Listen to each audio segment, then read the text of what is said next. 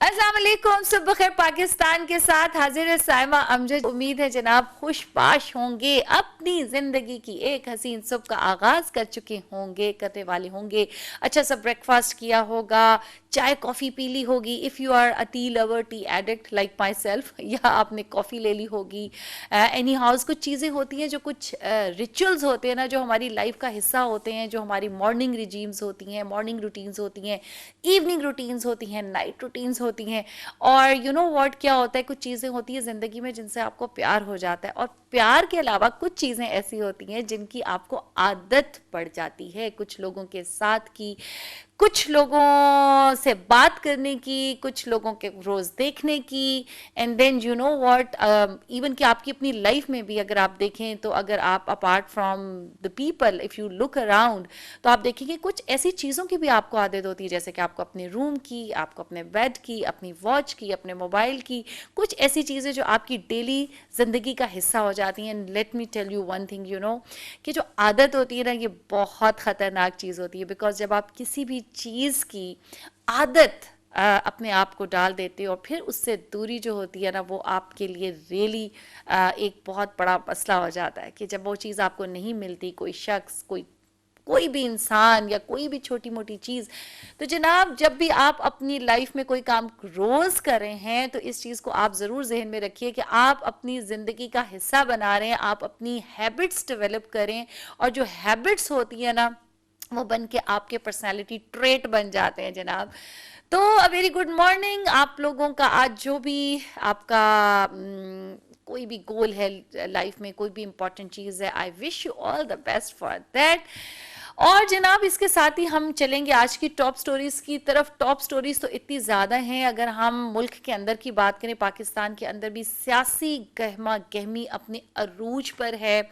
अगर हम ग्लोबली बात करें, तो ग्लोबली भी एक बहुत ही यू नो नए किस्म की जो है कोलैबोरेशंस हो रही हैं, नए इल्हाक हो रहे हैं। न्यू वर्ल्ड ऑर्डर जो है वो बिल्कुल अपनी वर्ज पे है कि रकम किया जाए। यूक्रेन और रशिया का जो कॉन्फ्लिक्ट है, उसकी वजह से एक एटमी जंग का भी खदशा जाहिर कर रहे हैं, लेकिन हम उसके ऊपर बाद में आएंगे। पहले चलते हैं ज़रा अपनी टॉप स्टोरीज की तरफ। सबसे पहली और बहुत इंपॉर्टेंट स्टोरी जो है वो ये है कि इस्लामाबाद हाई कोर्ट ने 18 साल से कम उम्र की जो लड़कियां हैं, बच्चियां, उनकी शादी के ऊपर लगा दिया है बैन। अच्छा, ये बहुत ही इम्पॉर्टेंट एक पॉइंट है जिसके ऊपर बहुत सारे स्कूल ऑफ थॉट हैं जो अपनी अपनी राय का इजहार करते हैं। ऑब्वियसली इस्लामिकली इसकी एक अलहदा से एक बहस है कि जी ये इस्लाम में अलाउड है, और बालिग होने के बाद लड़की का निकाह कर दिया जाता है, और हमें इस्लामिक हिस्ट्री में इसकी एग्जांपल्स भी मिलती हैं। और अगेन अगर हम आजकल के ज़माने के हिसाब से देखें, तो जिन बच्चियों की शादी होती है, क्या उनको उसी सारी वो अपॉर्चुनिटीज़ मिलती हैं?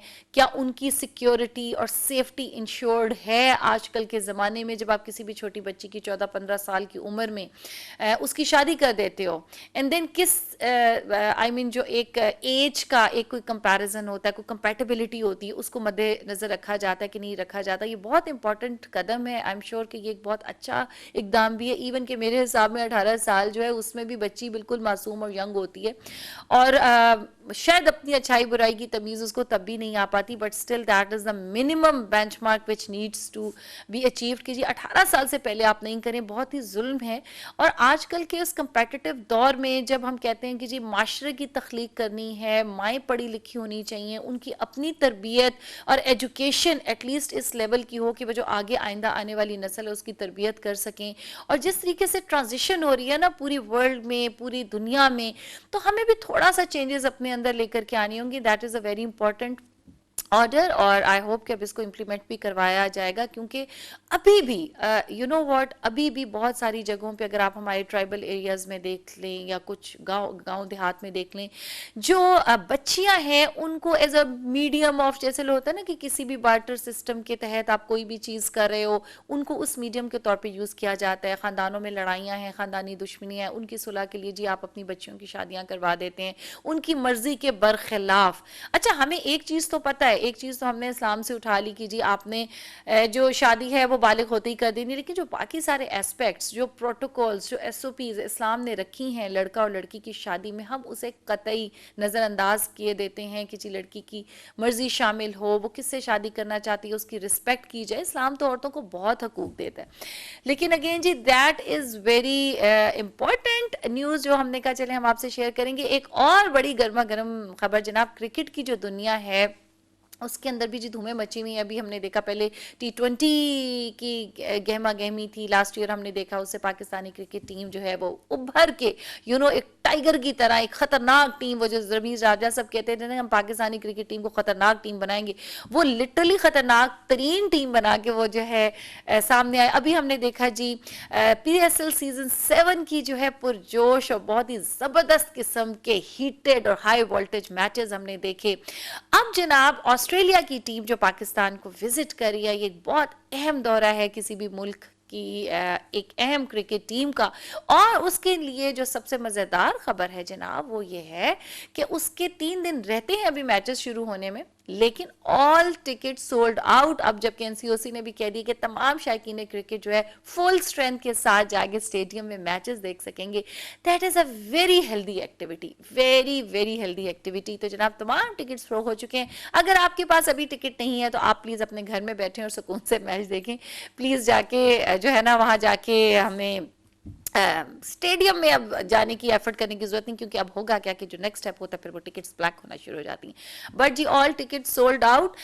अच्छा जी, अभी वक्त हुआ जाता है एक छोटे से कमर्शियल ब्रेक का। ब्रेक के बाद वापस आते हैं और ज़रा पाकिस्तान की सियासी सूरत हाल एंड देन रशिया की जो उभरती हुई सूरत हाल है उसके ऊपर हम गौर करते हैं। मिलते हैं एक छोटे से ब्रेक के बाद।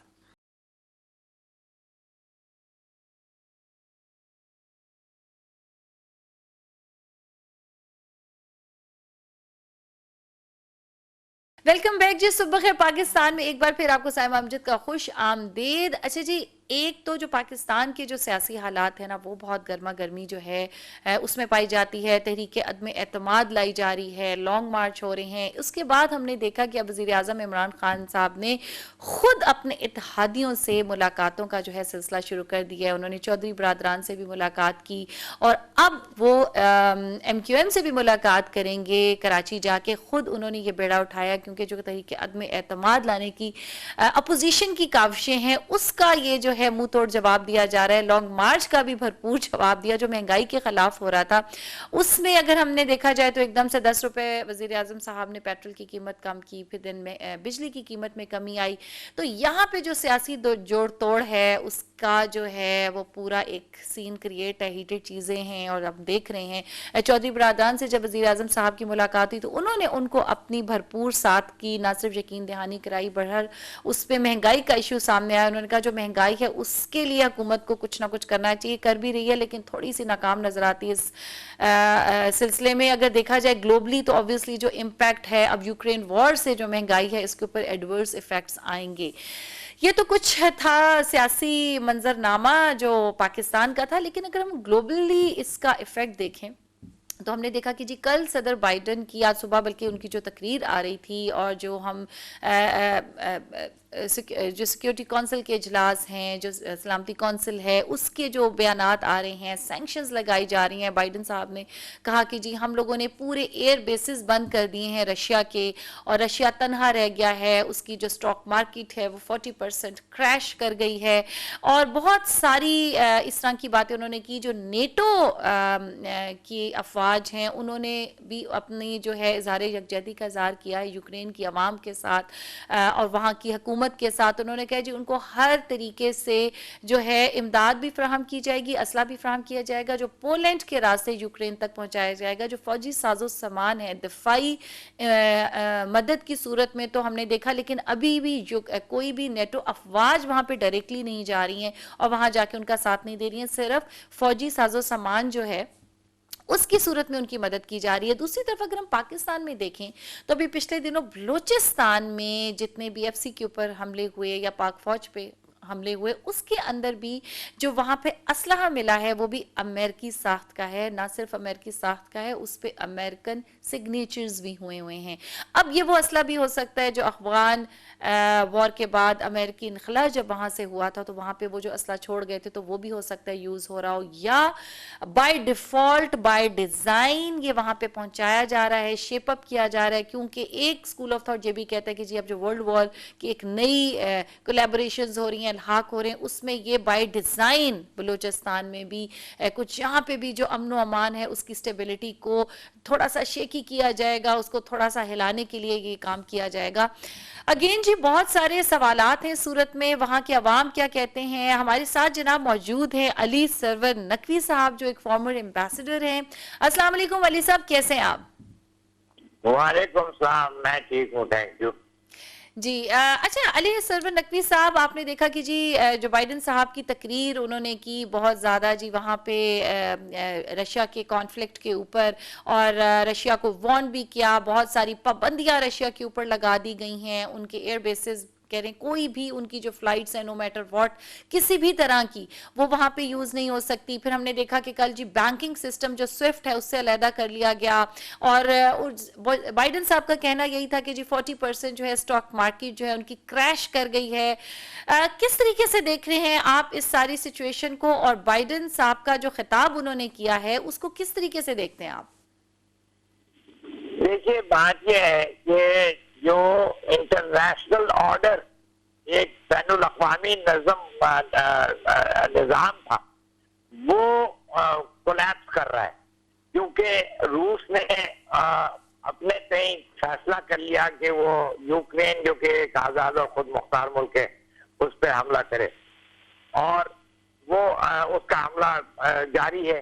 कोशिशें सिक्योरिटी काउंसिल, सलामती काउंसिल में भी वो सेशंस हो रहे हैं, जनरल असेंबली के भी सेशंस हो रहे हैं, लेकिन अभी तक कोई खातिर खा नतीजा नहीं निकला है।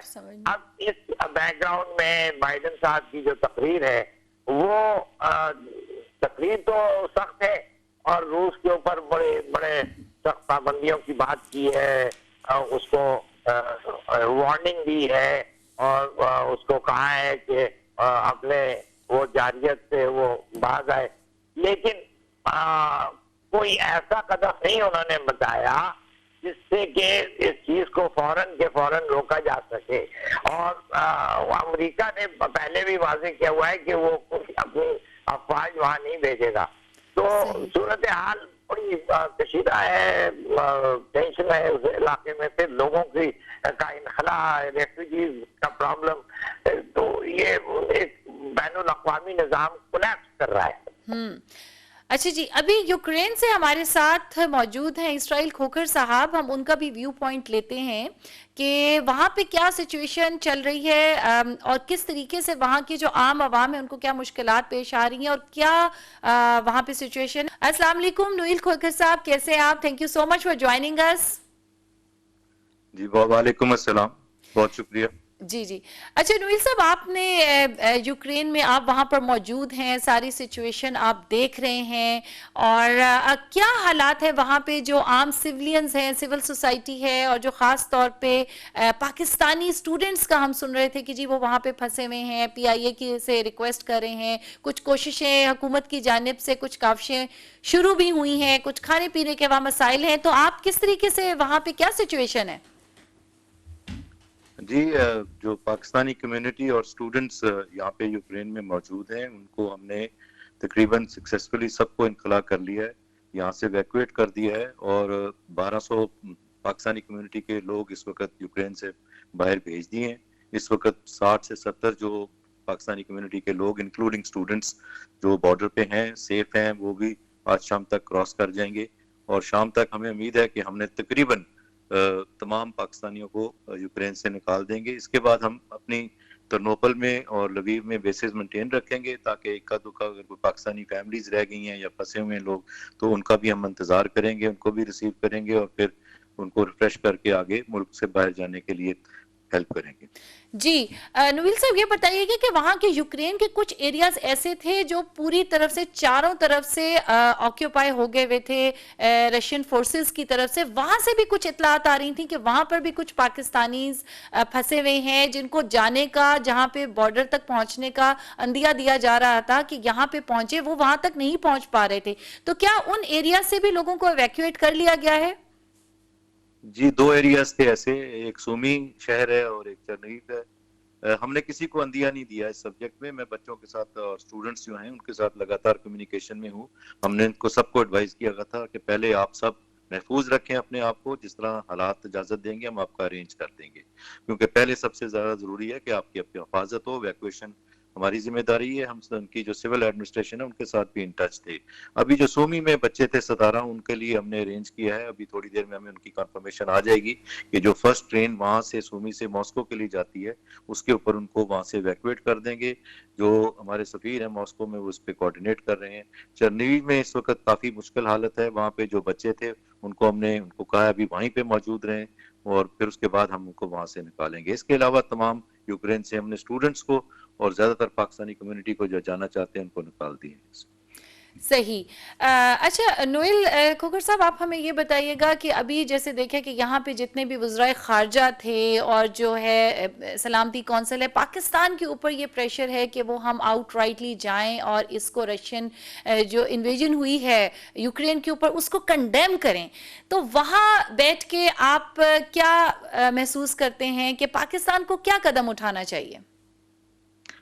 पिछले 3-4 दिन से, जब से ये जंग शुरू, बल्कि 7 दिन हो गए हैं अभी जंग शुरू हुई है, तो उससे भी पहले 1 हफ्ता हमारा तो फोकस तमाम लोगों की इवैक्यूएशन था, इवैक्यूएशन प्लान पे था, उसकी सेफ्टी के ऊपर था। तो इस वक्त जो जंग है वो काफी तेजी के साथ बढ़ रही है। कीव जो है वो काफी हद तक यूक्रेन गवर्नमेंट के कंट्रोल में है, डिस्पाइट कि उसके इर्द गिर्द फोर्सेस मौजूद हैं जो उसको कैप्चर करना चाहती हैं। ओवरऑल लोगों के हालात मुश्किल हैं, लेकिन यूक्रेनियंस का जज्बा मैंने देखा है बहुत भरपूर है और वो हर कोई वेपन लेके मुल्क का दिफा करना चाहता है। अब पाकिस्तान की पोजीशन क्या है इसके लिए, जो मिनिस्ट्री ने फैसले किए हैं या वो एडवाइस दे रहे हैं, मेरा ख्याल जो उनकी ब्रीफिंग्स हैं वो बिल्कुल उसके मुताबिक वहाँ पे आप उनसे देख लीजिएगा। ज़मीनी हालात जो मैंने हैं वो आपको बताएंगे। सही।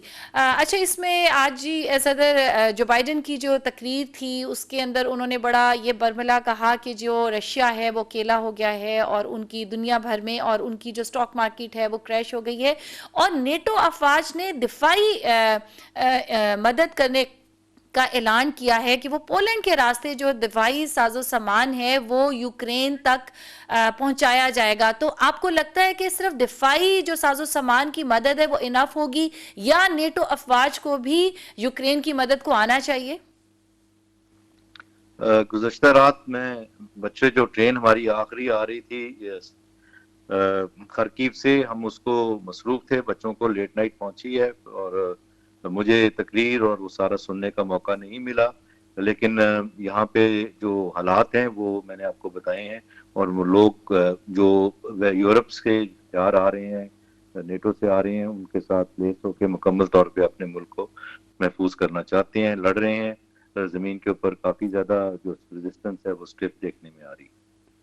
बहुत बहुत शुक्रिया नील खोखर साहब, आप भी महफूज रहिए, अपना बहुत ज़्यादा ख्याल रखिए और हम उम्मीद करते हैं कि जो ये जंग है, क्योंकि किसी भी जंग जो है किसी भी मसले का हल नहीं होती, तो ये इसमें बहुत जल्द हम जंगबंदी देखेंगे और उनके जो मामलात हैं वो बातचीत से तय पा जाएंगे। बहुत बहुत शुक्रिया। हमारे साथ मौजूद थे जनाब नोएल इसराइल खोखर साहब जो यूक्रेन में पाकिस्तानी सफारत खाने में एम्बेसडर हैं।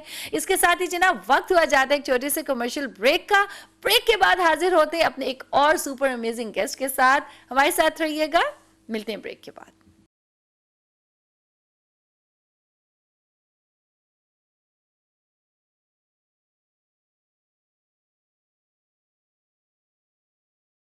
वेलकम बैक जी, सुबह खैर पाकिस्तान में एक बार फिर आपको साइमा अमजद का खुश आमदीद। जनाब कुछ लोग होते हैं जो लाइफ में उनकी इतनी इंस्पायरिंग सी स्टोरी होती है, इतनी हैरत अंगेज, इतनी मैजिकल कि जो दूर बैठे लोग होते हैं ना, जिस डिस्टेंस से उनको देख रहे होते हैं, उनको लगता है कि जी इनकी लाइफ में तो सब कुछ अच्छा ही अच्छा है, किस्मत की देवी इनके ऊपर मेहरबान है और एकदम से उनको फेम मिल गया है और उन्होंने शायद लाइफ में पता नहीं क्या हार्ड वर्क किया है, नहीं किया है, कैसी उनकी जर्नी है।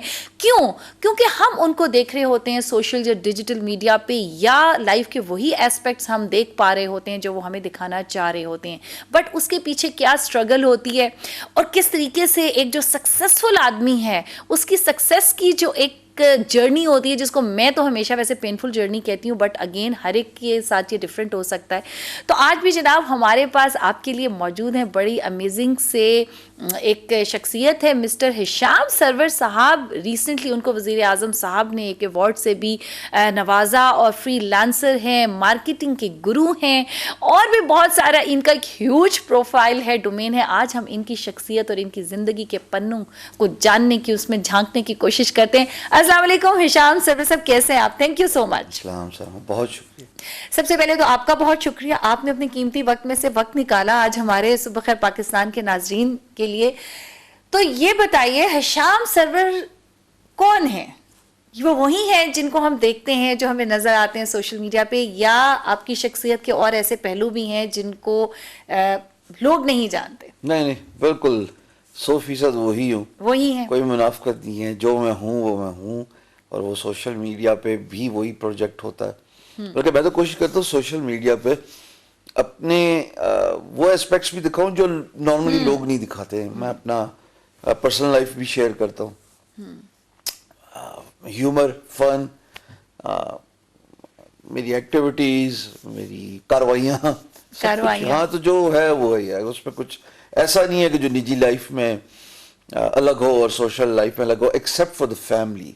हाँ। मैं उसको प्रोटेक्ट करता हूँ क्योंकि और करना भी चाहिए मेरे ख्याल में, क्योंकि they did not ask for this life. मैंने तो चलो एक्सीडेंटली bumped into this, लेकिन अच्छा जी, अभी हम ये भी पूछेंगे कि एक्सीडेंटली वो क्या एक्सीडेंट था, वो कौन सा एक्सीडेंट था जिससे इनकी जिंदगी का ये सफर शुरू हुआ। लेकिन आपके लिए गुड न्यूज है, अगर आप भी हिशाम सरवर साहब से कोई बात करना चाहते हैं तो जनाब नंबर स्क्रीन पे दिया जा रहा होगा, आपको मौका दिया जा रहा है 0512331678 पे कॉल कीजिए और शामिल हो जाइए प्रोग्राम में। हम आपको मौका देंगे हिशाम साहब से बात करने का लाइव।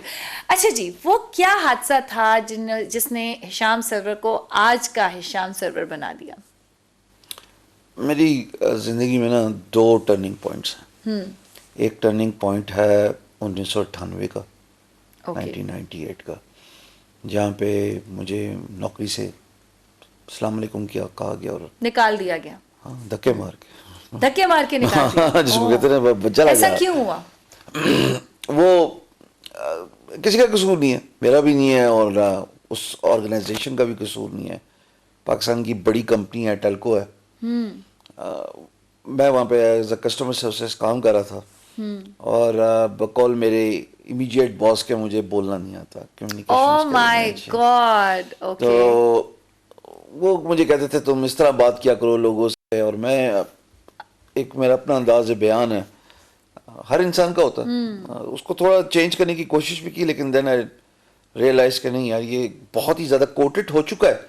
मैं ऐसा नहीं हूँ, ये अस्सलाम वालेकुम कैसे हैं आप, वो जो बिल्कुल कस्टमर सर्विस में खास हो जाता जैसे है वो ना, डीजेज नहीं होते रेडियो वाले या आरजे, सॉरी, तो वो मुझसे नहीं हो पा रहा था। खैर काफ़ी कोशिश की, जब नहीं हुआ तो उन्होंने कहा चलते फिरते नजर, तो मैं बोलना नहीं आता, ठीक है।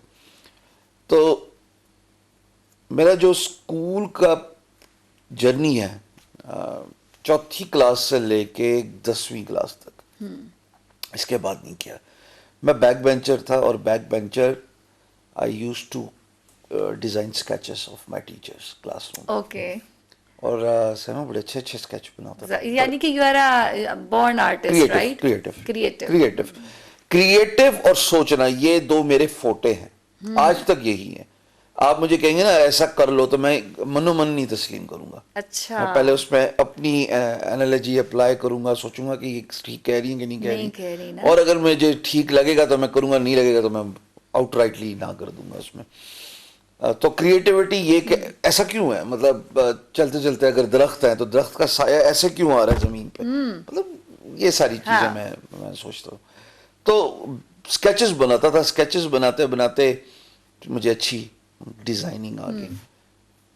जब मुझे नौकरी से ले ऑफ किया गया था तो किसी दोस्त ने बताया कि एक साइट्स हैं, एक रेंटाकोडर, एक elance.com, दोनों नहीं और ये है। 98 की बात 98 की, हाँ 98 की भी शुरू की बात कर क्योंकि रहा हूँ। उस टाइम पे तो ये चीजें इतनी नहीं बिल्कुल नहीं था, उस वक्त popular स्टार्ट ही नहीं थी ना, बिल्कुल। स्टार्ट था, आउटसोर्सिंग स्टार्ट हो रही थी to the third world countries. ये कॉन्सेप्ट बड़ा तफसील मांगता है डिस्कशन, इसलिए अभी नहीं करेंगे। तो उसमें मैंने अप्लाई किया तो मुझे $50 का लोगो मिल गया। क्या बात है। जो मैंने कंप्यूटर पर डिज़ाइन डिज़ून किया, सीखा, समझा, बस तब से नौकरी नहीं की। Ever since I've been in self-employed। अच्छा, आप मुझे ये बताएं कि लाइक एक आपको अच्छी जगह पे नौकरी मिली हुई थी उस ज़माने के हिसाब से अगर हम देखें, क्योंकि वही होता है ना कि जब आपको लगता है ना कि सारे रास्ते बंद हो गए हैं, तो तभी अल्लाह पाक ने आपकी ज़िंदगी को ना कोई नया मोड़ देना होता है। आपको लगता है कि अगर आज आप वहीं पे वही नौकरी कर रहे होते तो आज आप ये वाले हिशाम सरवर होते या कुछ और प्रोडक्ट डेवलप हुई हुई होती। देखो, एक हम इंसान की चाहत है, एक अल्लाह की चाहत है। क्या बात है। अभी ये तो क्या सराई करना कि मैं किस मोड़ पे होता जिंदगी के आज, ये तो मेरे ख्याल नहीं, में बेसिकली मैं एग्जैक्टली बेसिकली होता ये कि बहुत सारे लोग ऐसे होंगे जिनकी नौकरियां अभी जा रही होंगी या आज चली जाएंगी, या वो इसी सिचुएशन को फेस करके ये सोच रहे होंगे कि शायद हमारी जिंदगी खत्म होगी, हमारे पास तो इतनी अच्छी नौकरी थी, नौकरियां मिल नहीं रही। बट अगेन वो और नए एवेन्यूज जो अल्लाह पाक और नए दरवाजे आपके लिए खोल रहा होता है, जो उस टाइम पे आप देख नहीं पा रहे होते हो। इस एस्पेक्ट से मैंने ये सवाल किया था कि देखिए उस टाइम पे आपको भी तो जब निकाला होगा तो उस टाइम पे ऑब्वियसली इस चीज से आप खुश तो नहीं होगी, बिकॉज आई एम श्योर कि you must have been giving 100% in that job also.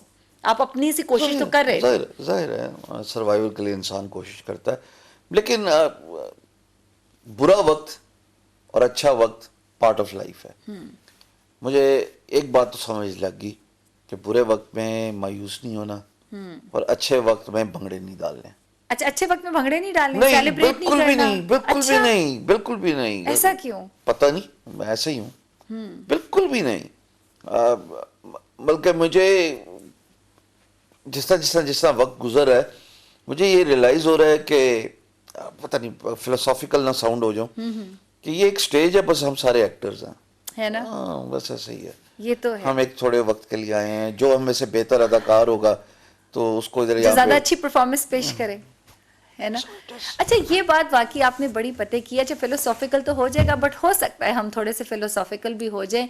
वो कहते हैं ना, कितनी कितनी कहानियां हैं शाम साहब जमीन के नीचे दफन हैं, जो हमसे बहुत बड़े कैरेक्टर्स, बड़े ख्वाब, बहुत बड़े अच्छे अदाकार थे। उन्होंने हमसे कहीं ज्यादा अच्छी, अगर आप बादशाहों को देख लें, उनकी स्टोरीज को देख लें, तो अगेन एग्जैक्टली आपकी बात में बहुत डीप है और बड़ी लॉजिक है कि हम भी उस ट्रांजिशन से बस गुजर रहे हैं और इसको ऐसे ही लेना है। ये जस्ट गिव यू 100%। इतना ओवर एक्साइटेड और भंगड़ा डालने की जरूरत नहीं है। और ये मैं हर जगह पे यही बात बोलता हूँ। लोग कहते हैं जी आप मॉडेस्ट हैं, आजिज़ी से काम ले। कोई मॉडेस्टी नहीं, कोई आजिज़ी नहीं, बिल्कुल कुछ नहीं। कॉमन सेंस है भाई। एक को मिल रहा है, एक को नहीं मिल रहा। एक को मिल रहा है, उसको समझना है कि मुझे बाकियों को भी एम्पावर करना है। जिसको नहीं मिल रहा है, उसको मेहनत करनी है, उसको भी मिल जाएगा। देर सवेर हो जाती है, लेकिन कोई नकारा आदमी नहीं अल्लाह पाक ने बनाया। अच्छा हिशाम साहब, एक इंसिडेंट का तो आपने जिक्र कर दिया जो टर्निंग पॉइंट था 1998 वाला। दूसरा टर्निंग पॉइंट क्या था? दूसरा सबसे बड़ा टर्निंग पॉइंट जो मेरी आज की लाइफ के बारे में। वो कैसे? पहला वाला तो सिर्फ मैं अपने लिए काम कर रहा था ना, कंप्यूटर पे बैठा हुआ। दूसरा पब्लिक लाइफ है। 2016 में मेरी जिंदगी में बहुत बड़ा फाइनेंशियल डिप आया। ओके। बहुत बड़ा फाइनेंशियल डिप आया कि मतलब इतना बड़ा फाइनेंशियल डिप कि अगर बच्चा कहे, छोटा था मेरा बच्चा, और वो कहती थी कि मैकडोनल्ड या KFC का, तो मुझे सोचना पड़ता था कि मेरे पास पैसे नहीं है। तो एक डिस्कशन हुई मेरी और मेरी वालदा की, लॉन में बैठे हुए। ये वक्त है जी अप्रैल 2016 का। तो मैंने उनको कहा जी कि बहुत सारा काम खराब हो गया, दुआएं क्या करें आप। तो आप अपनी वालदा को कह रहे थे कि मेरे लिए दुआ किया करें। तो वो डिस्कशन होते तो मुझे कहती हैं कि तुम करते क्या हो, मतलब माओ को क्या पता कंप्यूटर। मैं जी कंप्यूटर पे काम करता हूँ, तो लोगों के लिए ये सारे काम डिजाइनिंग। तो उन्होंने पंजाबी में एक बात बोली जो कि मैंने कई दफ़ा बोली है और मेरी किताब में भी है कि तेनों जो आंदा अगलियां नूं सिखा दे। अच्छा। हाँ, तेनों जो आंदा पुत्र अगलियां नूं सिखा दे। मैं कहा जी मुझे तो यही काम आता है। ये कौन सीखेगा, क्योंकि आहिस्ता आहिस्ता वेव तो बन रही थी 2016 तक, जब 98 में तो कुछ जानता नहीं था। Exactly. 16 तक तो काफी वेव मैंने देख ली थी, लोग समझना शुरू हो गए थे, फिर भी अर्ली डेज थे। तो मैंने सिखाना शुरू कर दिया जी। ओके। मैंने फेसबुक पे लाइव सेशंस करता था, या फिर मैंने वीडियोस बनाना शुरू कर दी। उसके बाद यूट्यूब, फिर गवर्नमेंट ऑफ पाकिस्तान ने मुझे DSkills.pk पे हायर किया। ये जो आज वाला टर्निंग पॉइंट है साइमा, ये मुझे लगता है कि अशफाक अहमद साहब की बात के हम में से लोगों के दिलों में वही जिंदा रहेगा जो लोगों के लिए आसानियां बांटेगा। मुझे लगता है वो बिल्कुल सही है। आई विश कि ही वाज अलाइव, तो मैं फौरन जाता और उनसे अभी मिल के आता कि आपकी इस बात ने मुझे हाँ बिल्कुल पार लगा दिया। ये पार लगा दिया। हैरत है कि आप ये समझते हैं कि इल्म बांटने से एक आम तासुर है कि इल्म बांटने से जो है ना आप अपना सीक्रेट ट्रेड जो है वो लीक कर रहे हैं, ट्रिक्स ऑफ द ट्रेड जो है ना, ट्रिक्स ऑफ द ट्रेड जो है वो लीक कर रहे हैं। लेकिन हकीकत ये, लोगों को इस बात को समझ जाना चाहिए, जब आप अपना इल्म बांटते हैं तो उस इल्म बांटने के प्रोसेस में एक तो आप खुद भी सीख रहे होते हैं, और दूसरा we rise by lifting others. हम जब अगलों की जिंदगी में बेहतरी लेके आते हैं तो हमारी जिंदगी में भी बेहतरी होती है। वहां से मुझे समझ लगा, ये अभी की बात है, 16 से 18 फास्ट फॉरवर्ड कर लीजिए आप, 3 साल पहले, कि ये जो कुछ भी है ना, इस काम के लिए नहीं आए थे इधर। अच्छा। अपने लिए काम करें और मरमरा जाए। अच्छा, ये हम दूसरों के लिए आए थे। ये जो थिंकर्स होते हैं ना, वो इस तरह से देखते हैं। आई मीन लाइक, मैं इसलिए कहता हूँ फिलोसॉफिकल ना हो जाए ज्यादा। नहीं, इट इज वेरी इंपॉर्टेंट। देखें नॉर्मली क्या होता है शाम साहब, हम देखते हैं कि जो हम लोग हैं ना, नॉर्मली एवरेज, मैं भी होंगी, we all are the same, वो ट्रेंड्स को फॉलो करते हैं।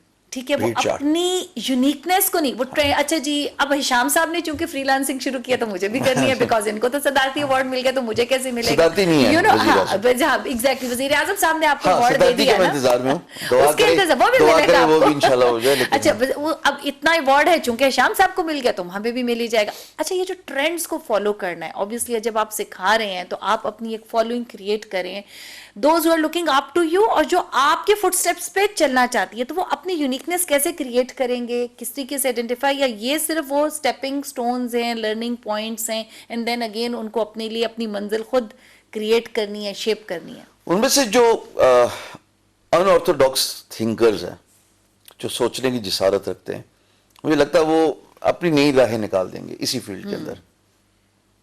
वो कल के आइंस्टाइन भी हो सकते हैं, वो कल के न्यूटन्स भी हो सकते हैं। जिसके अंदर क्रिएटिव थिंकिंग होगी ना, वो मुझे लगता है कि ज्यादा कामयाब होगा। अच्छा, मेरा मानना भी यही है, खास तौर पे जितने भी पेरेंट्स हैं, आप अपने बच्चे को सोचने की जिसारत दे दें, इजाजत दे दें, सोचे, सवाल पूछे सवाल, पहुंच जाएगा कहीं ना कहीं। गलतियां करेगा, that's fine, that's a process. गलतियां किए बगैर कोई भी बड़ा नहीं हो सकता।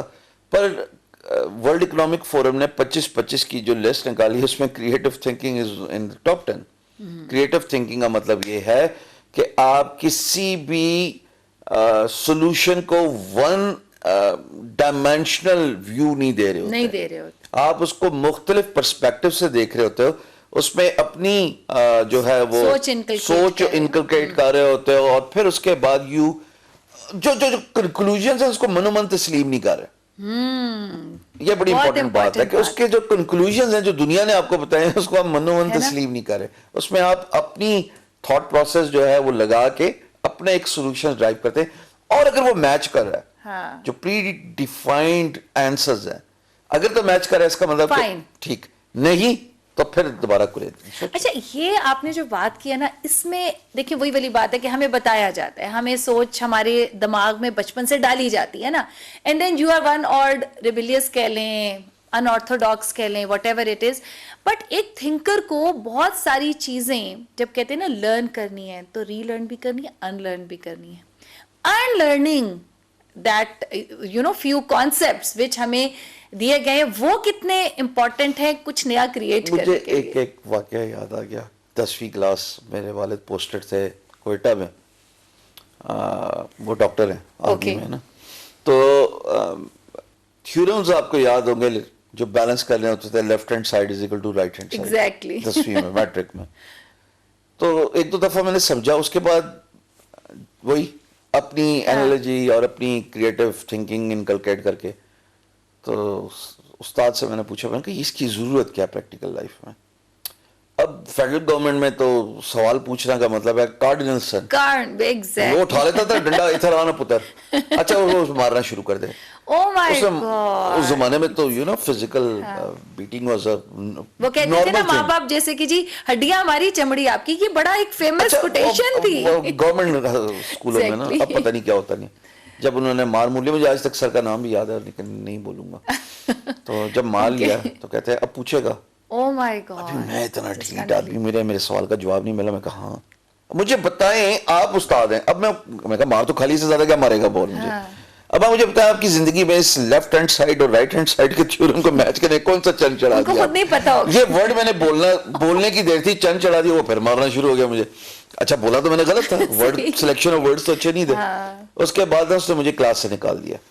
तो क्लास से जाते जाते आपको पता है कि वो 3 इडियट का जो सीन है जिसमें वो कहता है कि फरहान राजू ये तो मेरे दोस्तों का नाम है, और आमिर खान भागता है पीछे कि मुझे यकीन है सर आप अच्छे टीचर बन सकते हैं अगर आप। ये एक्चुअली मैं रीलिव कर चुका हूं 1992 में। ओके। काश उसका कैमरा होता या स्मार्टफोन्स होते, ये मैं रीलिव कर चुका हूं 1992 में जब मैं मैट्रिक कर रहा था। तो जाते जाते भी क्लासरूम से मैं कहा सर जिंदगी का एंड तो नहीं है, थोड़ा कोशिश तो करें, सीखे तो सही, समझे तो सही कि ये left hand side right hand side theorem match क्यों कर रहा हूं। मैं भाग के बाहर आ गया। तो वो जब मैं बाहर आया तो अगले दिन ही स्टाफ रूम होता था, तो ही कॉल्ड मी। मैं कहा ये फिर मारेंगे मुझे। गया उनके पास, तो वहां पे उन्होंने मुझे समझाया कि बेटा दैट इज द ऐसे वेरी नहीं। फर्स्ट टाइम आई रियलाइज्ड कि आई एम डिफरेंट। ओह। मैं कहा बेटा तुम सोचते हो, लेकिन ये दुनिया का निजाम है, तुम्हें पढ़ना पड़ेगा। मुझे मेरे सवाल का जवाब कदरे मिल गया कि इन सब एजुकेशन सिस्टम में बहुत सारी चीजें जो आगे जाके मुझे मिले। मिसाल के तौर पे मैंने मार्केटिंग किया, 4 P's of marketing, product, price, place, promotion, MBA किया हुआ है। मैं मानता हूं 5वां P किधर गया? क्यों नहीं है 5वां P, जो कि इंटरनेट बेस्ड दुनिया का है, वो खैर अलग डिस्कशन हो जाएगी। कॉडलर की एक था, तो उन्होंने मुझे कहा कि ये है, अब इसमें सवाल ना करो, ये है। There are lot of reasons. I still think कि वो मुझे समझा नहीं पाए कि मतलब क्या है, पर मुझे एक बात समझ लगी कि एक भीड़ चाल है, चलते जाओ, all in all it's just another brick in the wall. Pink Floyd ने ये गाना गाया हुआ, और हम एक प्रोसेस का हिस्सा बन जा रहे। मुझे उस प्रोसेस का हिस्सा नहीं बनना था, सो देयरफॉर आज का हिस्सा। जबरदस्त आपने बात की। आपकी इस बात से ना मुझे एक वाकया याद आ रहा था कि इसी तरह के मेरे साथ एक मेरी जानने वाली थी, तो उनका जो था ना, वो हमेशा कहती थी यार मेरा जो बच्चा है ना बहुत तंग करता है, बाकी लोगों के बच्चे हैं वो स्कूल जाते हैं तो वो तो बड़े अच्छे से बिहेव करते हैं, इतनी अच्छी कलरिंग करते हैं, सारा कुछ करते हैं, मेरा बच्चे की हमेशा कंप्लेंट्स आती हैं टीचर से कि जी ये बिहेव नहीं करता ये। अच्छा, इत्तेफाक से एक दिन कुछ वहाँ पे फंक्शन सा था उनके स्कूल में और सारा कुछ, तो मैं भी वहाँ पर गई, और जब मैं वहाँ पर गई तो मेरे साथ मेरे एक और भी दोस्त थे, कुछ हम लोगों का ग्रुप था। तो जब सारे बच्चे थे उनको ना हम लोग स्वीट्स वगैरह लेकर के गए थे और बॉल्स और कुछ गिफ्ट्स थे, और जब उन सबको हम चीजें देते, बच्चे आते थे, थैंक यू करते थे और चले जाते थे, और इसी तरह दैट सब चले। जब वो बच्चा आया, उसको जब हमने गिफ्ट दिया तो उसने पूछा कितने का है, तो मेरे जो साथ थी उसने कहा भाई ये तो मलिक रियाज है, तुम इसको दूसरे बच्चों से क्यों मिला रहे हो? लाइक एक मतलब प्ले ग्रुप का बच्चा वो आपसे आके ये सवाल पूछा, बाकी सब कह रहे हैं thank you, I mean like ले रहे हैं जा रहे हैं, उसने आके पूछा ये सवाल ये कितने का है? I mean, you know what? He was different. He was obviously different. Difference को एस्टैब्लिश कर लेते हैं। 20 मिनट हो गए, हमने एक अच्छी चीज एस्टैब्लिश कर ली। वो डिफरेंट क्यों था? सोच रहा था। Creative thinking. तमाम देखने वाले सुनने वालों से गुजारिश है कि अपने बच्चों को क्रिएटिव थिंकर्स बनाइए। वो कैसे होंगे? जब उनके अंदर प्रॉब्लम सॉल्विंग स्किल्स होंगी। जब वो किसी चीज का हल तलाश करने की कोशिश और जस्तजू में निकलेंगे ना, ऑटोमेटिकली वो सोचना शुरू कर देंगे, क्योंकि उनका इसका कंक्लूजन चाहिए ना, सोल्यूशन चाहिए। सो क्रिटिकल थिंकिंग स्टार्ट होती है आपकी प्रॉब्लम एनालिसिस से। प्रॉब्लम में, लेकिन उससे पहले तो प्रॉब्लम में फंसना भी जरूरी है ना? नहीं, फंसना तो चलो एक वन ऑफ सिचुएशन है। हर चीज को सोचे। ये कैमरे लगे, मैंने अभी आते ही देख रहा हूँ मैं, ऊपर लाइट्स हैं, ये कैमरेज हैं, बिकॉज यार सोचें ये कैसे होता है। ये मैंने आपसे आते ही सवाल पूछा इस माइक का, बिल्कुल। मैंने कहा ये मतलब ये जरा स्टीरियोटाइप आवाज नहीं जा रही होगी इसमें। सोचना चाहिए इंसान, जो सोचता है ना वो फिर कुछ प्रॉब्लम का सोल्यूशन भी निकाल लेता है या फिर कुछ यूनिक एस्टैब्लिश कर लेता है। अच्छा देखिए, अभी हमने देखा है कि जी पोस्ट कोविड वर्ल्ड में तो जब पूरी एक डिजिटल ट्रांजिशन हुई है हर चीज के अंदर, ठीक है, अभी हमने देखा है कि जी बहुत से loads of data will be roaming around us, ठीक है, but how to make use of that data, वही वाली बात है कि ये बहुत इंपॉर्टेंट होगा, लोग कर भी रहे हैं। देन अगेन अभी बहुत ज्यादा हमें शिफ्ट की जरूरत है। आपसे मेरा वैसे ये सवाल भी होगा, मैं बीच में वो कर रही हूँ कि आपने एमबीए क्यों किया, क्योंकि एक जमाना आया था जब एमबीएस तो हम लोग बल्क में कंटेनरों के कंटेनर बना के वो जो है ना, मजे की बात साइमा, अगर मुझे आज भी दोबारा वापस ग्रास रूट लेवल नर्सरी से स्टार्ट होना। अच्छा अभी वक्त हुआ जाते हैं छोटे से कमर्शियल ब्रेक का। ये एमबीए की स्टोरी हम हिशाम साहब से पूछते हैं, लेकिन एक छोटे से ब्रेक के बाद हमारे साथ रहिएगा।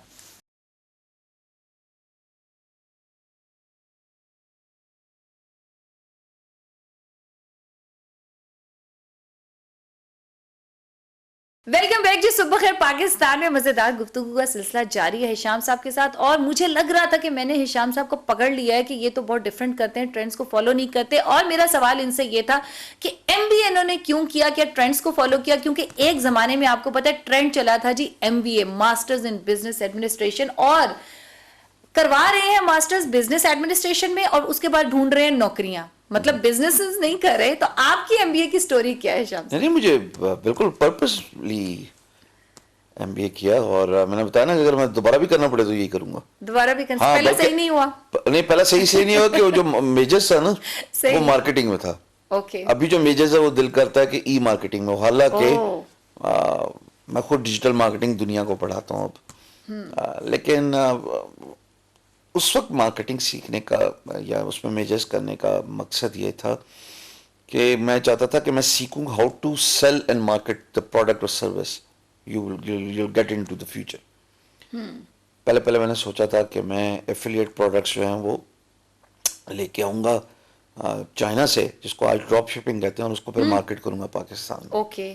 हेल्थ, न्यूट्रिशन, एक वक्त पर मैंने वो बॉडी बिल्डिंग के प्रोडक्ट्स के बारे में बड़ा सीरियस सोचा।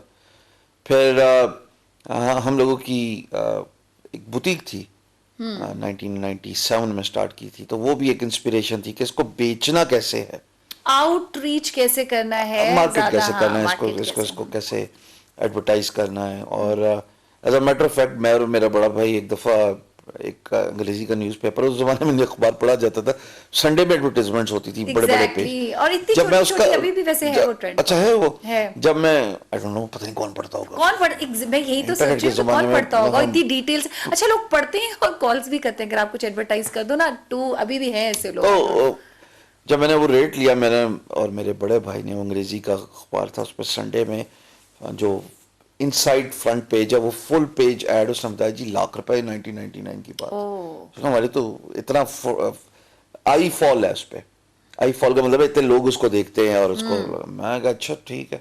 तो मेरे जिन में उस वक्त ही ये तजस्सुस हुआ था, दैट इज, और ये मैं कई दफा बोल चुका हूँ कि ये मार्केटिंग सीखनी चाहिए बिकॉज इसमें पैसा है। अभी तक मैं बोल रहा हूँ, कल रात को भी अपने लाइव सेशन में बोला, फ्यूचर मिलेनियर्स डिजिटल मार्केटर्स होंगे। जिसको मार्केटिंग करना आ गया, जिसको सेल करना आ गया अपना, ये किसी के लिए भी, बल्कि किसी के लिए भी, आप एडहॉक बेसिस पे कॉन्ट्रैक्चुअल क्लाइंट्स पकड़े ना, अब एक को कहें कि मैं आपकी मार्केटिंग करता हूँ, बी को कहें मैं आपकी मार्केटिंग करता हूँ, सी को कहें मैं आपकी मार्केटिंग, उसमें अपना कट रखें।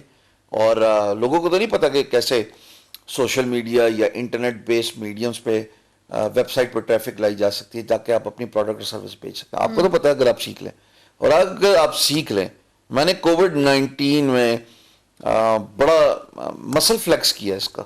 ओके। सारे स्ट्रगल कर रहे थे, ब्रिक एंड मोटर बिजनेसेस गए बंद, स्मार्ट लॉकडाउन था, अब सब प्रोडक्ट लेके बैठे हुए, तो उनको मैंने बताया, बहुत सारों को हसल करवाया, अपने प्रोडक्ट की तस्वीरें लो, फेसबुक पे डालो, अपने प्रोडक्ट की तस्वीरें लो, वेबसाइट बनाओ, उसकी सर्च इंजन ऑप्टिमाइजेशन करो, उसके एडवर्टाइजमेंट करो on Facebook, on Google ads, और बेचो और कॉल्स रिसीव करो, कॉल सेंटर आउटसोर्स करो।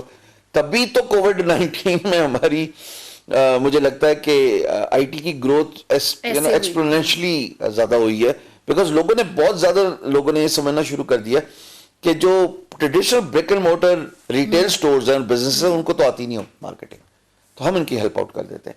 बहुत सारे लोगों ने बार्बर्स, बाकी सब छोड़े, बार्बर्स का मैंने खुद एक बार्बर के साथ काम किया और उनको आपने प्रमोट किया। क्या बात। अच्छा, ये एक बहुत बड़ी बहुत इंपॉर्टेंट बात है शाम साहब ने की। अच्छा, आगे जब हम देखते हैं ना, तो एक जो बहुत इंपॉर्टेंट हमें गैप नजर आ रहा था वो ये नजर आ रहा था, अगर आप पोस्ट कोविड वर्ल्ड की बात करें, कि जो वर्कफोर्स हम लोग तैयार करें हमारे फाइनेंशियल ये एजुकेशनल इंस्टीट्यूशंस, क्या वो इन लाइन और इक्विप्ड हैं जो चैलेंजेस अब पोस्ट कोविड वर्ल्ड की हैं? इंडस्ट्री एकेडेमिया लिंकेजेस कितने इंपॉर्टेंट है कि जी हशाम साहब की कंपनी है फॉर इंस्टेंट, अब इनको चाहिए एक सर्टेन स्किल सेट जो यही सिखा सकते हैं। अब क्या इंडस्ट्री एकेडेमिया लिंकेजेस होना, हम जब कहते हैं ना मल्टी डिसिप्लिनरी एजुकेशन सिस्टम, जिसमें जो टेक्नोक्रेट्स हैं वो आए और आके कुछ ज्ञान की बातें स्टूडेंट्स को बता सके, बजाय इसके कि वही, अब तो खैर इस पे बातचीत भी हो रही है, आप क्या कहते हैं? अब हो रही, शुक्र है बात हो रही है, और this is something I am working on.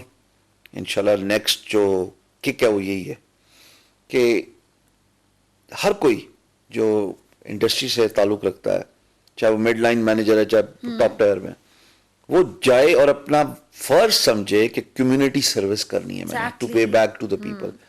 1 घंटा दे दे हफ्ते में या 2 घंटे दे दे और जाके किसी करीबी यूनिवर्सिटी में वॉलंटियर बेसिस पे या फिर पेड बेसिस पे वो सिखाए जो वो उसकी ऑर्गेनाइजेशन में काम हो रहा है।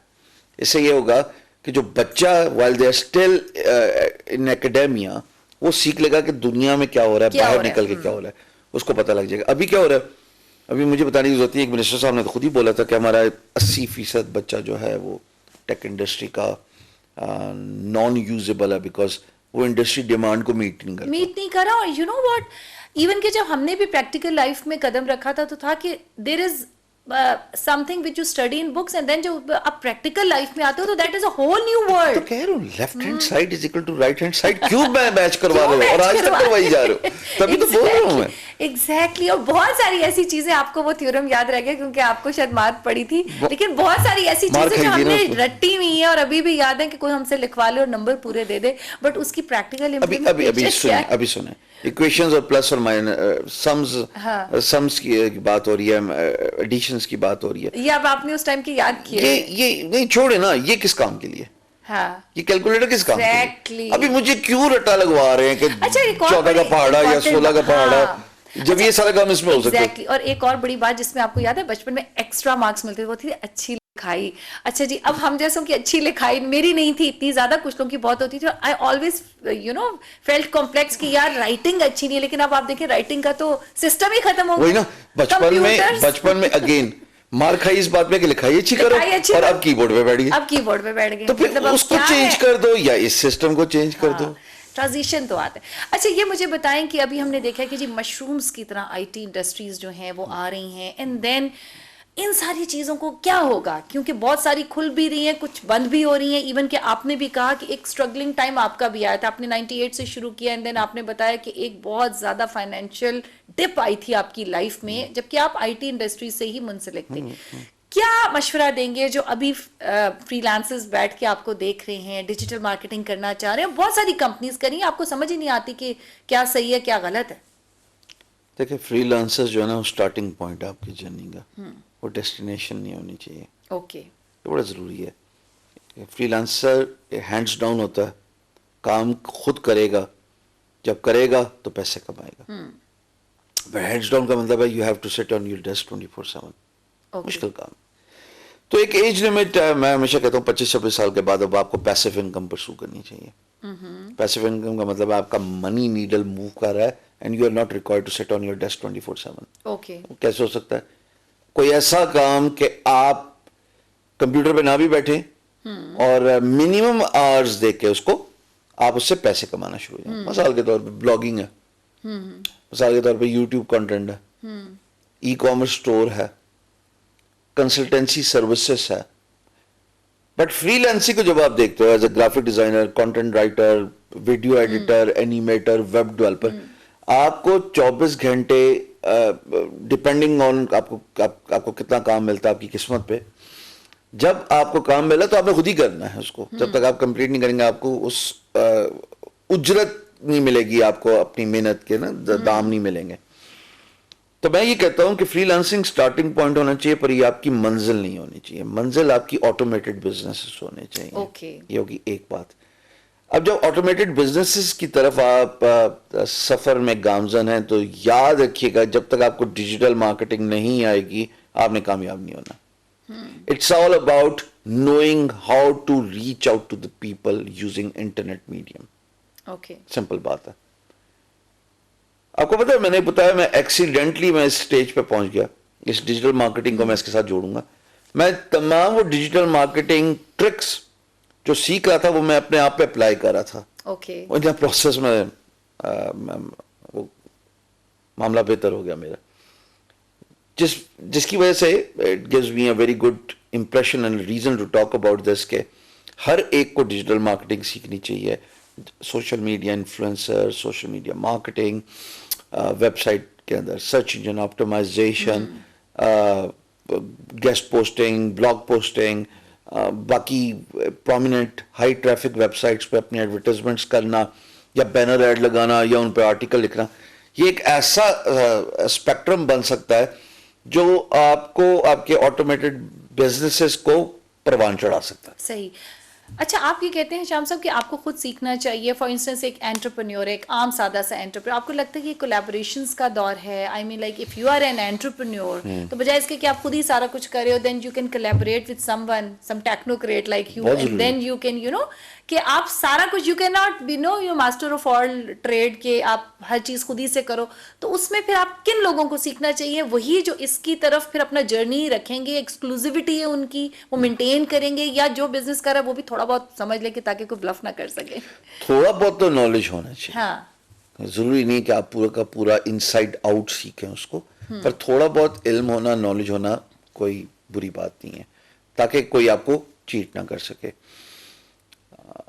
दूसरा, अंग्रेजी की एक कहावत है, if you want to go fast go alone, if you want to go far team up. अब जब सफर लंबा है ना, अकेले नहीं काटा क्या जा बात सकता। है, क्या बात। अच्छा श्याम साहब, ये आप मुझे बताइए कि हार्ड वर्क और good luck? Good luck 10 times over hard work. Seriously? 100 times over. Like we find a lot of people saying कि जी we don't believe in good luck, we just believe in hard luck. luck अपनी खुद बनाते हैं। अब खुद बनाते हैं या आपके केस में क्या था? हार्ड वर्क भी थी, गुड लक कितना कितना परसेंटेज था? गुड लक भी हार्ड वर्क पर डिपेंडेंट तो है ना। काम करोगे तो गुड लक, काम नहीं करोगे तो कौन सी luck? At least show up to be seen. एक कॉमन कॉन्सेप्ट है कि अगर आपने दिखना है तो आपको दिखने के लिए सामने आना पड़ेगा ना। जब आप सामने आएंगे फिर देखा जाएगा कौन कितना देखता है आपको। सो पहला प्री रिक्विजिट, प्रीलिमिनरी स्टेप जो है वो ये है कि काम करो, मेहनत करो, पर देन उस पे नसीब का बहुत लेना देना। बहुत दफा ऐसा होता है कि आप बहुत मेहनत भी कर रहे होते हो, बहुत सारी, कहाँ वो बॉर्डर लाइन जो है, अब आपके लिए वो रेड फ्लैग होना चाहिए कि नहीं यार दिस इज नॉट मी, अब मुझे अपना रास्ता बदलना है। हाँ, अगर आप किसी भी चीज को होल हार्टेडली 6 months तो देना, 6 महीने। 6 months? हाँ, 6 महीने दें इंटरनेट की दुनिया में, और फिर 6 महीने बाद if that door doesn't open, it's not your door. Entrepreneurship spirit छोड़ दीजिए कि if it doesn't open create another door. नहीं, इतना टाइम जाया करने की जरूरत नहीं है। अब अगले दरवाजे में भी वही गलतियां करेंगे जो आपने की है। अब मैं यहाँ पे गलती को आइडेंटिफाई कर रहा हूँ, आपको नहीं आइडेंटिफाई कर रहा, क्योंकि अगर आपसे दरवाजा नहीं खोला तो मसला आपके अंदर है, दरवाजे के अंदर नहीं है। ये नहीं कि आप अपना एक इंडिपेंडेंट दरवाजा बनाना शुरू कर दें। सो एंटरप्रेन्योरल स्पिरिट तो ये कहता है ना कि jump off the cliff and create your plane on your way down. लेकिन realistically speaking, what if you are unable to create your plane, you just die when you fall. अच्छा, आप वाकई थोड़ी सी अनऑर्थोडॉक्स किस्म की बातें कर रहे हैं। बहुत दफ़ा कुछ लोगों का ये भी कहना है कि जो मोटिवेशनल स्पीकर्स होते हैं ना, वो आपको कुछ ऐसा कर जाने की भी कई दफ़ा तरगीब और मोटिवेशन दे देते हैं जो बड़ी अनरियलिस्टिक होती है। खुद ही ना कुछ कर रहे होते हैं, इसलिए वो आपको क्या ये बात सच है? मोटिवेशनल स्पीकर्स जो है वाकई motivation is crap, motivation is crap. मैं सच बता रहा हूँ, जो चीज बाहर से आके उसने आपको इफेक्ट करना है, इम्पैक्ट करना है, वो कितनी देर रह जाएगी। बच्चे मुझे कहते हैं जी आज आपकी वीडियो देखी और ये कुछ हुआ, सर कल फिर वही। पूरा बबल जो है वो डस्ट हो सेटल गया, होगी, हाँ, वो बबल डेली बर्स्ट होगी। सुननी है सुबह 8 से 9। नहीं नहीं नहीं नहीं, मैं आपको उसका आसान तरीका बताता हूँ। आसान तरीका ये है कि आप मोटिवेट ना हो, आप इंस्पायर हो। अच्छा। अच्छा, अब इंस्पिरेशन क्या है? मुझे उस जैसा दिखना है, मुझे उस जैसा बनना है। जो अंदर से चीज निकल रही है ना, उसका लॉन्ग लास्टिंग इम्पैक्ट है। When I was growing up as a young boy, हमारे नेबरहुड में अपने ऑर्गेनाइजेशन का नाम ले लेता हूँ, वारिद, उनके सीईओ थे। अच्छा, he was previously working with Mobilink job Jazz, और मैं बड़ा इंस्पायर होता था उनकी ड्रेसिंग से, उनके कपड़ों के उठना बैठना, बोलने का तरीका। ये हकीकत है कि शायद अगर मेरे बोलने में कुछ छाप नजर आए तो वो उनका इन्फ्लुएंस था। That is very brave of ये यू। इंस्पिरेशन है, ये मोटिवेशन नहीं है, ये इंस्पिरेशन है कि मुझे इन जैसा बनना है, मुझे इन जैसा दिखना है, मुझे इन जैसा बोलना है, इन जैसा लाइफस्टाइल मुझे चाहिए। अच्छा, मोटिवेशन क्या है कि इन्होंने कर लिया, मैं भी कर लूंगा। आपको टूल्स तो नहीं ना मिल रहे उस जगह तक पहुंचने के लिए, टूल्स नहीं मिल रहे। So in order to get there, I think inspiration should be your first priority over motivation. Inspire हो, मुझे उस जैसा बनना है। आप कभी मूवीज देखो ना, जिसमें बदला ले रहा होता है हीरो, तो वो क्या करता है, अपने कमरे में ना प्रैक्टिस ट्रेनिंग, लड़ाई करने से पहले वो अपने विलन की तस्वीर लगा देता है और उससे बॉक्सिंग कर रहा होता है, उसको रोज देख रहा होता है। वो इंस्पिरेशन है कि मैंने एक दिन इसको मारना है, वो मोटिवेशन नहीं है।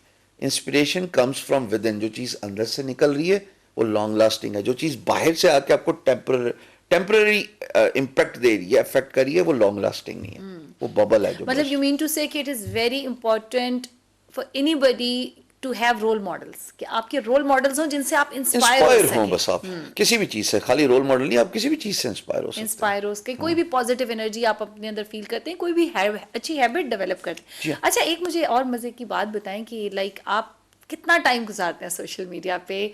मोबाइल आजकल तो हर बंदा कंप्लेन करते हुए नजर आता है कि जो सामने बैठा बंदा है उसके लिए टाइम नहीं है। तो आपका हिशाम सरवर का कितना टाइम गुजरता है मोबाइल के साथ? 4-4.5 घंटे दिन में। 4-4.5 घंटे सिर्फ? नाजरीन गौर फरमाइए, ऐसा कैसे? ऐसा कैसे, क्या मतलब? ये मेरे लिए बना, मैं इसके लिए थोड़ी बना। अच्छा, ये हमने पहचान मैं लिया, रिपीट कर रहा हूँ कि ये मेरे लिए बना, मैं इसके लिए नहीं बना। बस कुछ दोनों ही एक दूसरे के लिए बने हैं ना। ये मेरा टाइम क्यों जाया करे? शाहरुख खान केक में कितनी प्यारी बात करता है, सॉरी इसमें फैन मूवी में, मेरे 5 सेकंड है, मैं 5 सेकंड भी क्यों दूं? ये मेरा टाइम है, मैं इसमें क्यों जाया करूंगी? अच्छा, तो मूवीज देखते हैं आप? बहुत ज्यादा। अच्छा, मूवीज उसका भी टाइम मिलता है, उसमें भी टाइम लगता है। सही, तो कहाँ लर्निंग है हर चीज में। अच्छा, मतलब हीरोज की आपने ना 2-3 मिसालें दी हैं जिससे मुझे हुआ कि आप एंजॉय भी करते हैं। खाली ये नहीं है, एंड देन पॉलिटिक्स का भी। अच्छा, वेस्टर्न पॉलिटिक्स मोर देन दी ईस्टर्न। अच्छा, मुझे बड़ी हिस्ट्री का पता है इनकी, अमेरिकन पॉलिटिक्स का, और वो इंस्पिरेशन शुरू से थी उनके ओवल ऑफिस की और ऑल दैट स्टफ। अच्छा, आपने माशाल्लाह से बुक भी लिखी है। हाँ, तो बुक्स पढ़ते भी हैं, रीडिंग का शौक है आपको? अब कम हो गया, अब विजुअल कंटेंट ज्यादा कंजम्पशन। अब ये भी तो एक ट्रांजिशन आ गई ना, ई बुक्स और ई उसके अंदर। आपको लगता है कि जो बुक रीडर, ऑडियो बुक्स, हाँ, वो जो बुक रीडिंग करने वाले जो लोग हैं ना, वो थोड़ा सा इख्तलाफ रखते हैं ई बुक्स के साथ। वो कहते हैं उन्हें वो फील नहीं आती, वो जो एक आराम से सुकून से माहौल बना के। बात जायज है, जैसे वो पेपर का जो स्मेल है, जो फील है, तो बिल्कुल जायज बात है। ये ऐसा ही है जैसे टेक गैजेट, मैं घड़ी नहीं पहनता, लेकिन स्विस वॉच को लोग मैं रिप्लेस नहीं कर सकते। जो रोलेक्स पहनने वाला वो रोलेक्स ही पहनेगा। ऐसे ही है। उसको क्या होगा अब इन ब्रांड्स का, जो ऑर्थोडॉक्स ब्रांड्स से जो जिंदगी पे छाई हुई थी, अब चीजें तो चेंज हो रही हैं, अब वही कंपनीज भी। ये भी बड़ा अच्छा सवाल पूछा आपने। Every product has a user. हाँ, सिर्फ उस प्रोडक्ट ओनर को अपनी राइट ऑडियंस तक पहुंचना है, उसकी ऑडियंस है। मैं यही लोगों को समझाने की कोशिश करता हूं कि marketing is all about knowing your product inside out and then identifying the right audience for your product. आपका प्रोडक्ट हो या सर्विस हो, उसका यूजर दुनिया में मौजूद है, बस आप उस तक नहीं पहुंच रहे। हिशाम साहब, क्रिटिसिज्म को कैसे डील करते हैं? जब आप एक सेलिब्रिटी बन जाते हैं, आपको इतने सारे लोग देख रहे हैं, तो हर बंदा आपको बहुत ज्यादा प्यार मिलता है आवाम का, लेकिन देन देयर फ्यू पीपल जो होते ना कुछ लोग आपको लाइफ में कहीं ना कहीं ऐसे मिल जाते हैं जिनको आपसे वैसे ही खुदा वास्ते का वैर होते हैं. You can never be good enough for few people in your life. Criticism face की कभी और कैसे डील करना चाहिए उसको? एक बात तो सच है कि अल्लाह पाक का लाख शुक्र, जितना अदा करूं कम है कि मुझे वैसे कम मिलता है. क्योंकि ऐसी क्या वजह है? क्योंकि मैं पैसे नहीं ना चार्ज करता किसी चीज के. मेरे पास तो जो भी नॉलेज है मैंने मुफ्त में बांट दी है. जो मुफ्त में बांटा उसकी वजह से ये प्यार मिलता है. मैं पैसे नहीं चार्ज करता ना अपनी ट्रेनिंग्स और सब चीजों के जो इंटरनेट पे हैं. जो फिजिकल ट्रेनिंग है जहां पे मेरा ट्रैवल हो रहा है, सब कुछ हो रहा है, वो ज़ाहिर वो तो मैं चार्ज करता. इंटरनेट पे मेरा एक एक कंटेंट फ्री में, एब्सोल्युटली. और वो एक एक कंटेंट बहुत सारी नीशेस को, स्किल सेट्स को कवर कर रहा है. फ्रीलांसिंग पूरी, डिजिटल मार्केटिंग पूरी, सोशल मीडिया मार्केटिंग पूरी, कॉपी राइटिंग पूरी, डिजिटल प्रोडक्ट्स पूरी, और पीछे रह के गया डिजिटल स्पेक्ट्रम में.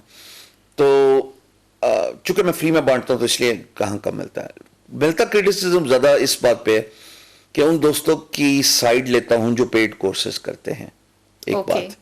या फिर क्रिटिसिज्म इस बात पे आता है कि हाँ क्यों अपनी तस्वीरें और ये चीजें डाल रहे हैं, हमने तुम्हें फॉलो किया सीखने के लिए. तो उनको भी ये बात समझ लेनी चाहिए कि इतने ज्यादा कमेंट में कहाँ मैं देख सकता हूँ. तो जब देखूंगा तो क्रिटिसिज्म का इम्पैक्ट पड़ेगा ना. Exactly. मैं तो वैसे ही फोन नहीं यूज करता, बहुत कम यूज करता हूँ. ये मेंटल हेल्थ के लिए भी जरूरी है ना कि बहुत ज्यादा हर चीज की नहीं. हाँ, excess of everything is bad. लेकिन मेरा मकसद है कि मेरा मकसद ये है अब कि लोगों को एजुकेट करना, लोगों को अवेयर करना.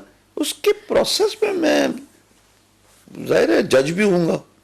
लोग तो जजमेंटल हैं तो ठीक है, पर नहीं ज्यादा मुझे प्यार मिलता है जो सच है. जबरदस्त. कामयाबी क्या है हिशाम सरवर के लिए? कामयाबी किस एक बात चीज का बताऊं, नाम है? कामयाबी ये है कि रात को सोते हुए कोई दिल में बोझ ना हो कि आज मैंने किसी के लिए, किसी के साथ जुल्म कर दिया, किसी के साथ ज्यादती कर दी, किसी को धोखा दे दिया, किसी को चीट किया, किसी के साथ गलत किया. मुझे तो यही कामयाबी अपने नजदीक ही लगती है. सो जो सेल्फ असेसमेंट है at the end of the day, that is कि हाउ वाज माय डे. और अगर खुश हूं तो अच्छा, आप खुश एक दिन प्लान वो करते खुश हैं? कामयाबी है. हाँ, या लंबी लंबी प्लानिंग्स करते हैं 5 साल तक, या आपका आज का जो दिन है सवाल आप है सबसे पहले इसको? मैं बिल्कुल बेहिसाबा आदमी हूँ जी. बेहिसाबा. मैंने देखा है कि अगर आपने जिंदगी में कुछ हासिल करना है तो बेहिसाबा होना बहुत जरूरी है. बेहिसाबा होना हाँ हाँ, ना हिसाब रखें, ना पैसे का हिसाब रखें, ना किसी भी चीज का हिसाब रखें, ना भलाई का हिसाब रखें, बिल्कुल भी ना रखें. कर जाएं और आगे मूव ऑन. जबरदस्त. ये एक बिल्कुल नया एंगल इन्होंने हमें दिया कि जी हाँ. वैसे ये बात है, कहा जाता है ना कि वो जैसे कुछ लोग वज़ाइफ तस्बीह गिन गिन के करते हैं तो कहते हैं जी क्या गिनना, आप इसको खुला करें. और जनाब जब आप गिन गिन के कुछ देते हो, करते हो कैलकुलेट, तो आपको मिलता भी उसी तरीके से. तो once you don't count whatever you are giving, whatever it is, your time, your money, your anything, love, affection, तो आपको मिलता भी वैसे. टेक अवे आज का वर्ड मैंने बेहिसाबा. बेहिसाबा. हिसाब नहीं, आगे अलिफ भी लगाना. बेहिसाबे हो जाए, बेहिसाबे हो जाए आप. देखिए आपको तो कैसे क्या बात है जी. बहुत मजेदार किस्म की, very inspiration for me. I hope कि आपने भी उतना ही एंजॉय किया होगा. जाते जाते हिसाम साहब कोई मैसेज देना चाहें आप हमारे अवाम को जो आपको देख रहे हैं? कोशिश करने वाले की कभी हार नहीं होती, एक बात. लेकिन कोशिश करने के साथ साथ ऊपर वाले के साथ राब्ता क्रिएट करना बहुत ज़रूरी है. आप जितनी मर्जी कोशिश कर लें, आपकी चाहत जो मर्जी हो, लेकिन अगर अल्लाह पाक ने आप पे रहमत नहीं रखी, शफकत नहीं रखी, तो आपकी स्ट्रगल रियल है. दुआ ये करें अपनी नमाजों में और अल्लाह से ये दुआ किया करें कि आपको मिले, आप पे शफकत हो, आप पे रहमत हो. दुनिया के साथ हिसाब किताब का मामला बंद कर दें. अगर किसी के साथ भलाई कर रहे हैं तो भूल जाएं, अगर आप नेकी कर रहे हैं तो उसको भूल जाएं. ये बातें बड़ी देर से मुझे समझ लगी हैं, पर देर है दुरुस्त है. आपको मैं भी बता रहा हूँ, अगर समझ जाए तो अच्छी बात है. करते जाएं, भलाई शर से दूर भागें, भलाई के काम करते जाएं और देखें आप कितनी मोहब्बतें समेटते हैं इस दुनिया में.